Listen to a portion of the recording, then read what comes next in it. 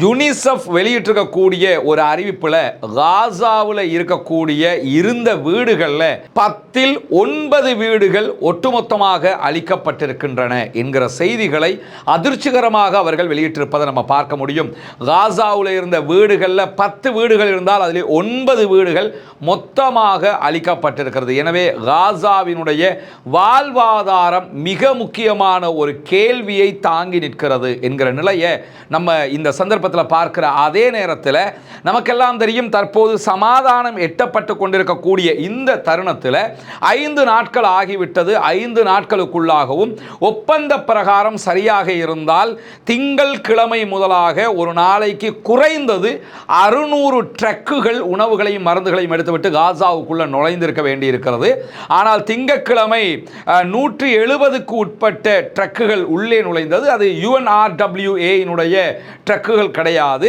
அந்த ட்ரக்குகள் எல்லாமே அங்கிருக்கக்கூடிய பொதுவான அமைப்புகளுக்குரியது. அதே நேரத்தில் செவ்வாய்க்கிழமை 100க்குட்பட்ட சில ட்ரக்குகள் மாத்திரம் உள்ளே நுழைந்திருந்த நிலையில் இன்றைய நாளிலும் எந்த விதமான ஒப்பந்த பிரகாரமான ட்ரக்குகளும் உள்ளே நுழையவில்லை என்கிற செய்திகள் வெளியாகி கொண்டிருக்கிறது. அதற்கான காரணம் என்னன்னா, இந்த நிமிடம் வரைக்கும் ரஃபா பார்டரை இஸ்ரேலிய ஆக்கிரமிப்பு ராணுவம் திறக்கல. கரேம் அபு ஷலேம் பார்டர் திறக்கப்படாமல் இருக்கிறது.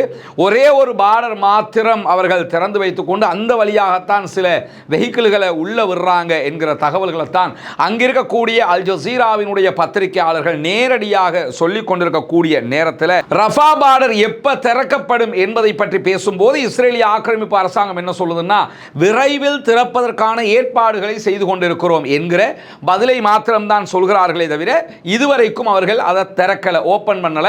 பாலஸ்தீன விடுதலை அமைப்பு மத்தியஸ்தர்களிடம் உடனடியாக சமாதான உடன்படிக்கையை முறையாக பின்பற்றுமாறு இஸ்ரேலுக்கு நீங்கள் அறிவுறுத்த வேண்டும். காசாவினுடைய ரஃபா பார்டர் உள்ளிட்ட எல்லா பார்டர்களும் ஒப்பந்த பிரகாரம் திறக்கப்பட்டு உள்ளே தேவையான பொருட்கள் அனுமதிக்கப்பட வேண்டும் என்கிற கோரிக்கையை விடுத்திருக்கக்கூடிய சூழல்ல